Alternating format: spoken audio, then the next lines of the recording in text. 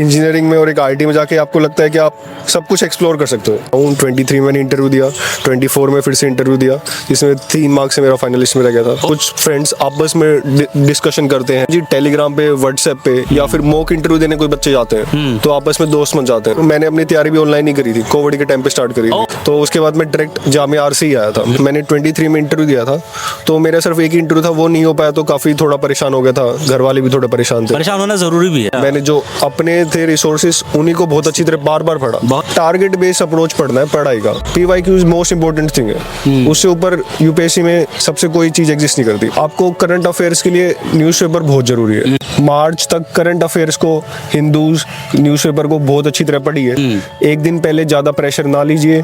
Paper के time पे थोड़ा कॉन्फिडेंस है ये। लास्ट ईयर मेरे कुछ दोस्तों का कॉन्फिडेंस सीसेट में भी और उसमें थोड़ा कॉन्फिडेंस लूज करने की वजह से इवन दे आर कैपेबल, उनको भी नुकसान हो गया। तो दोस्तों इस वक्त हमारे साथ हैं प्रद्युम्न सेठ, जिन्होंने इस बार यूपीएससी सीएसई 2025 में 853 रैंक हासिल की है। सर जामिया आरसीएस से हैं और इनकी जो अब तक की उपलब्धि रही है यूपीएससी में बहुत अच्छी रही है। इनके पढ़ाई करने का, प्रिपरेशन का तरीका अलग रहा है, स्ट्रगल भी रहा है ऑब्वियसली, और बहुत कुछ ऐसा है जो कि आपको इस इंटरव्यू को इंटरेस्टिंग बनाएगा। साथ में आप बहुत कुछ सीखने वाले हैं प्रद्युम्न सर से। सर सबसे पहले कॉन्ग्रेचुलेशन। Thank you sir. जी सर, मेरा ये 5th अटेम्प्ट था। अच्छा, मेरा 3rd इंटरव्यू था। 3rd interview. मेरा ऑप्शनल सब्जेक्ट है ज्योग्राफी एंड 2024 में मैं असिस्टेंट कमांडेंट सीएपीएफ में सिलेक्टेड था। अच्छा, देखो एक और ऑलरेडी सिलेक्टेड सीएपीएफ में थे। जी, मैंने बीटेक करा है बायोटेक्नोलॉजी में आईटी रुड़की से। ओह, उसके बाद मुझे ज्योग्राफी में थोड़ा इंटरेस्ट आया एंड मुझे पता चला क्या इससे साथ मेरा जीएस का सिलेबस भी मैच हो रहा है और मुझे थोड़ा हर जगह देखने का थोड़ा सा पर्सपेक्टिव, ज्योग्राफिकल पर्सपेक्टिव थोड़ा बच था।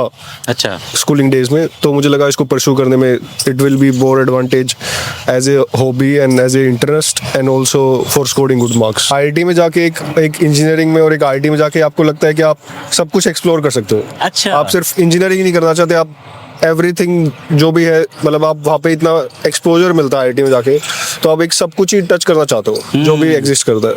तो बाद में ग्रेजुएशन के बाद तो चला क्या काफ़ी अपॉर्चुनिटीज़ है।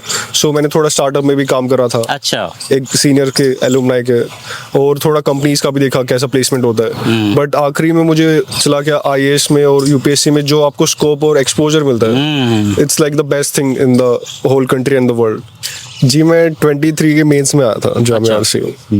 उसके बाद मैं उनके पास यहीं से रहा हूँ। 23 में मैंने इंटरव्यू दिया, 24 में फिर से इंटरव्यू दिया, जिसमें 3 मार्क्स से मेरा फाइनलिस्ट में रह गया था। और फिर 25 में इस बार सिलेक्शन हो गया। सर ये बताइए जामिया आरसी से क्या सपोर्ट कुछ मिला आपको? कैसा लगा कि यहाँ पे आने से कुछ फायदा हुआ था आपको?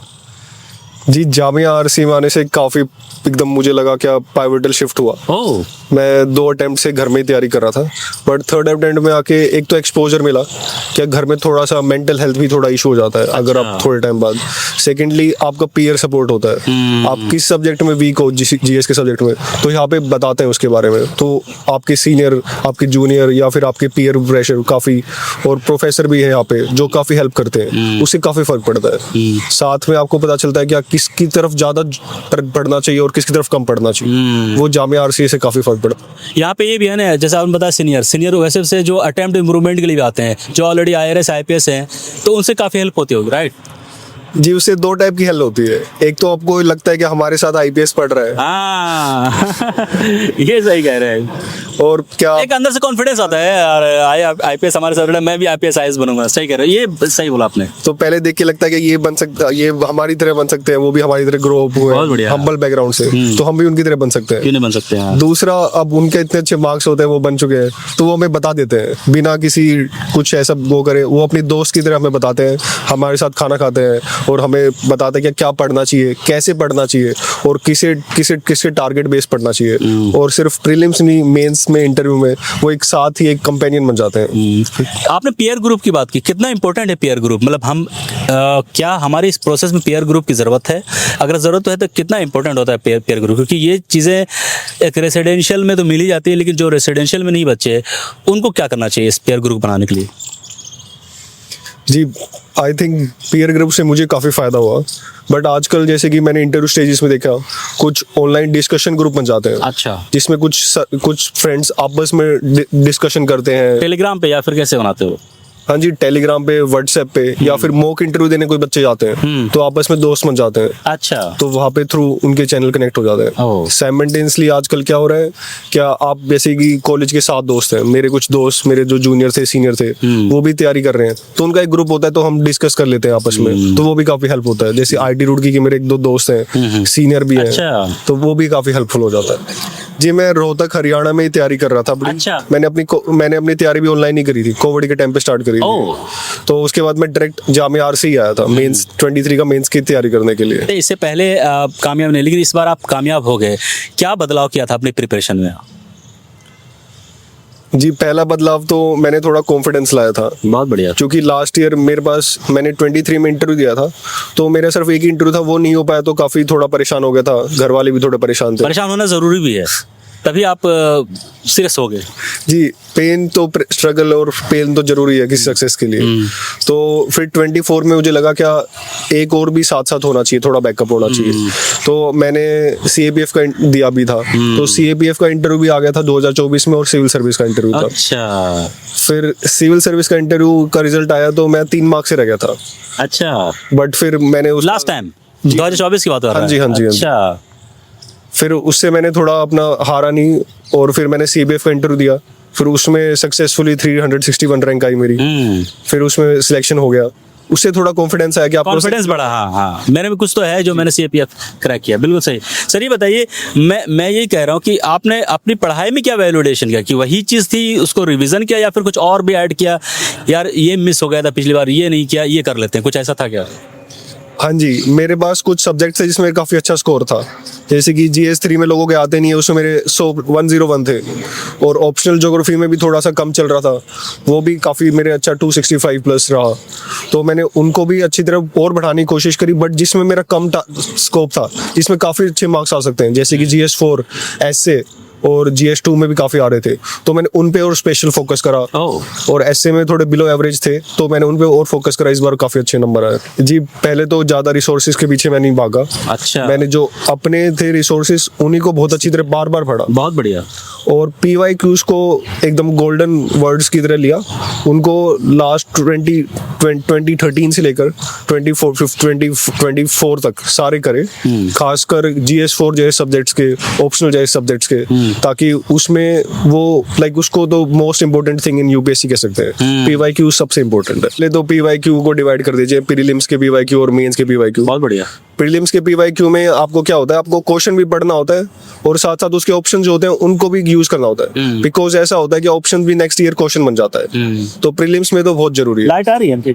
हाँ। और मेंस में PYQ में क्या जरूरी है, मेंस में क्वेश्चन ऑप्शनल में तो रिपीट भी हो जाते हैं PYQs, तो आपको पुराने लगाने बहुत जरूरी है। साइमल्टेनियसली क्या होता है, PYQs का ट्रेंड पता चल जाता है, क्वेश्चन कहाँ से आ रहे हैं, अगली बार कहाँ से आ सकता है, कहाँ से नहीं पूछ रहे हैं, कहाँ से आ रहे हैं, तो वो आपको हर जगह हेल्प करता है। GS 1 2 3 4 including optional. तो मैंने एक तो थोड़ा सा मैंने अपना डिसिप्लिन हमेशा मेंटेन रखा, चाहे कितना प्रेशर आए। बहुत बढ़िया। मैं सुबह जल्दी मॉर्निंग में उठ जाता हूँ 6:30 उठ जाते हैं। हाँ जी, डेली। तो मैंने अपना डिसिप्लिन को नॉन नेगोशिएबल रखा। सुबह उठते के साथ क्या करते हैं, मतलब पढ़ाई की बात करें तो कैसे शुरुआत होती है आपकी? जी, मैं थोड़ा योगा वगैरह, योगा और थोड़ी एक्सरसाइज भी करता हूँ सुबह उठ के। फिर मैं अपना मॉर्निंग रूटीन स्टार्ट कर देता हूँ। ब्रेकफास्ट करके मैं अपना पढ़ाई वगैरह स्टार्ट कर देते हैं। फिर ब्रेकफास्ट लंच में 1:30 करता था। मैंने थोड़ा अपना स्ट्रिक्ट टाइमलाइन बना रखा था। फिर डिनर में 8:30 करता था, तो 12-12 बजे तक मैं सो जाता था। मतलब डिसिप्लिन मेंटेन की है आपने? जी, मैंने डिसिप्लिन तो मेरा कोर, मेरे को लगता है मैंने कोर एलिमेंट है जो मैंने काफी अच्छी तरह मेंटेन करा। ये डिसिप्लिन वाली बात सर ने बहुत अच्छी बात बताई, क्योंकि not only for those who are preparing UPSC, but ये हर एक इंडिविजुअल की लाइफ में एक डिसिप्लिन होनी चाहिए, तरीका कि आप तो आपने टाइम मैनेजमेंट का भी ध्यान रखा होगा? जी, time management before the exam and during the exam तो बहुत जरूरी है। और रात में कितने वक्त तक पढ़ते थे आप? जी, मैं 12 बजे तक पढ़ता था। आपको डिसिप्लिन सबसे इम्पोर्टेंट है। सेकेंडली, ज्यादा चीजों के पीछे नहीं भागना है, जो कुछ ही चीज है टारगेट बेस्ड अप्रोच पढ़ना है पढ़ाई का। और थर्डली, PYQs से ऊपर, PYQs मोस्ट इम्पोर्टेंट थिंग है, उससे ऊपर UPSC में सबसे कोई चीज एग्जिस्ट नहीं करती। PYQs आपने स्ट्रॉन्ग पॉइंट बना लिया तो वो काफ़ी आपका हेल्प करेगा। और अलॉन्ग विद इट आपको करंट अफेयर्स के लिए न्यूज़पेपर बहुत ज़रूरी है।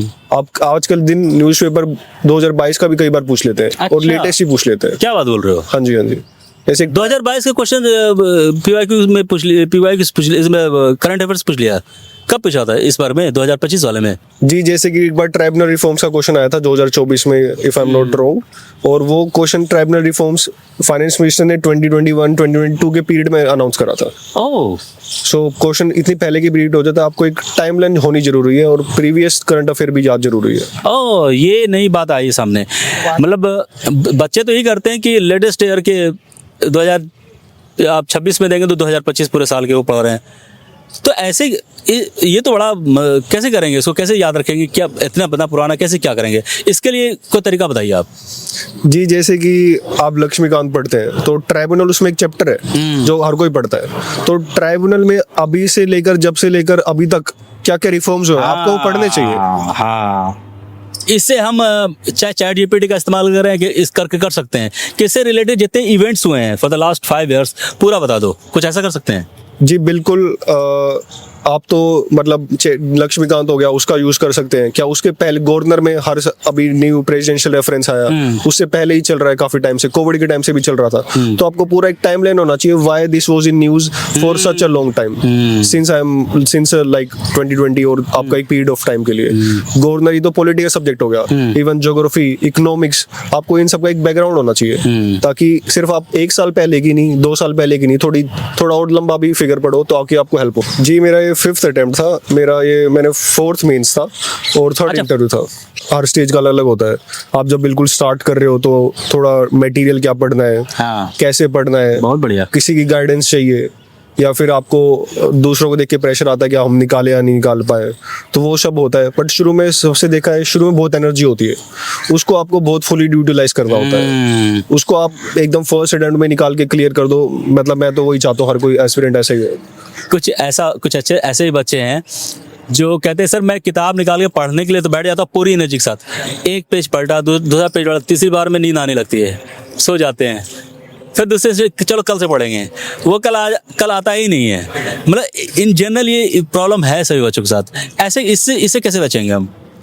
जी, अगर आपके साथ ऐसा हो रहा है तो आप सीरियस कैंडिडेट नहीं हो, ये आपको समझना पड़ेगा। बहुत बढ़िया। आपको थोड़ा पेन और आपको थोड़ा स्ट्रगल, पेन के बिना तो आपको सक्सेस मिलना बहुत जरूरी, मतलब बहुत मुश्किल है। बिल्कुल, पेन तो आपको उठाना ही पड़ेगा अगर आपको करना है। आपको डेली उठना पड़ेगा, डेली अपने आप को पुश करना पड़ेगा, थोड़ी जिद्दी बनना पड़ेगा, वो बहुत जरूरी है। जी, बीटेक की जर्नी में मेरे को वही था, मैं थोड़ा वाइड करना चाहता था। मैं किसी सब्जेक्ट के एक सब्जेक्ट के नीश नहीं बनना चाहता था। मेरा थोड़ा सिविल सर्वेंट की तरफ, या मेरे थोड़े फादर भी सिविल सर्वेंट है, अच्छा, तो उनकी तरफ मुझे लगा कि एक मल्टीपल एरियाज को करना चाहिए, एक चीज को नीश नहीं रखना चाहिए। तो सिविल सर्विस से मुझे काफी वो आ क्या, ये this is a thing which creates my curiosity दे रहा है और मेरे को अपॉर्चुनिटी देता है, तो उसकी तरफ मेरा मोटिवेशन रहा शुरू। प्रीलिम्स में फर्स्ट तो मैंने जैसे कहा है, पीवाईक्यू सबसे इंपॉर्टेंट है। पीवाईक्यू को अपना स्ट्रॉन्गेस्ट पॉइंट बनाएंगे, वो आपको बहुत हेल्प करेंगे। सेकंड, थोड़ा मार्च तक करंट अफेयर्स को, हिंदूज न्यूज़पेपर को बहुत अच्छी तरह पढ़िए। थर्डली, और जैसे कि अपना एक टाइम मैनेजमेंट बनाइए, जो कि आप पेपर के बीच में कैसे करेंगे और पेपर से पहले कैसे करेंगे। एक दिन पहले ज्यादा प्रेशर ना लीजिए, पेपर के टाइम पे थोड़ा कॉन्फिडेंस चाहिए। लास्ट ईयर मेरे कुछ दोस्तों का कॉन्फिडेंस सीसेट में भी और उसमें थोड़ा कॉन्फिडेंस लूज करने की वजह से इवन दे आर कैपेबल, उनको भी नुकसान हो गया। तो कॉन्फिडेंस बहुत जरूरी है। मेरे साथ हुआ है, मेरे दोस्तों के साथ भी हुआ है, मतलब लास्ट ईयर मेरे दोस्तों ने बताया उनके साथ ऐसा हुआ। तो मेरे को लगता है कि जो मैंने डिफरेंट करा, क्या मैं कॉन्फिडेंस कभी नहीं लूज करता। उस 2 आवर्स में मैं अपना पूरा 100% एफर्ट लगाता हूँ। इवन इफ कोई क्वेश्चन बहुत स्ट्रॉन्ग मुश्किल लग रहा है, उसको स्किप कर दो उस टाइम के लिए, उसमें फिर से आओ उस, बट किसी पे ज्यादा टाइम स्पेंड मत करो, बट अपने ऊपर कॉन्फिडेंट रखो, इस बार तो क्लियर कर ही दूंगा मैं। उस 2 आवर्स में आपका कॉन्फिडेंस, किसी भी चीज पे ध्यान मत दो, अपने पेपर पे ध्यान दो। You and your paper is the only thing that matters in 2 hours. 1 साल, 2 साल, 3 साल की तैयारी उस 2 घंटे के लिए, एक 2 घंटे का जंग जो आपको जीतना है, इसके लिए अपने आप को पूरी तरह से कॉन्फिडेंट रखना है, पूरी तरह से काम कंपोज रखना है और मॉक लगाएं ताकि प्रैक्टिस हो, ताकि एग्जामिनेशन हॉल में ऐसा कोई घबराहट सा ना हो, हो कि कहाँ आगे क्या कर रहे हैं, मॉक वगैरह लगाना चाहिए, राइट? हाँ जी, हाँ जी। Thank you very much Pradyuman sir. और कुछ नई चीज़ें सर से मैंने सीखी है और बहुत अच्छी तरीके से चीज़ों को रखा है। एक ऐसी, देखिए, सिर्फ स्ट्रेटजीज, बुक, किताबें वो तो सभी जानते हैं, लेकिन कुछ अलग हो, यही मेरा मकसद था और जो मैं चाह रहा था प्रद्युमन ने पूरा किया। Thank you very much once again Pradyuman, wish you all the best. जो भी जिम्मेदारी मिलेगी, हमें लगता है कि फिर से हरियाणा के छोरे हैं, हिम्मत वाले, ताकत वाले हैं, ये जहाँ भी जाते हैं ऐसे लोग ना अपना झंडा गाड़ते हैं और चीज़ों को कामयाब बनाते हैं, चाहे वो देशभक्ति हो या लोक प्रेम हो या फिर डेडिकेशन, हार्ड वर्क हो, ये कभी पीछे नहीं रखते। बहुत थैंक्स प्रद्युमन, ऐसे भी प्रद्युमन।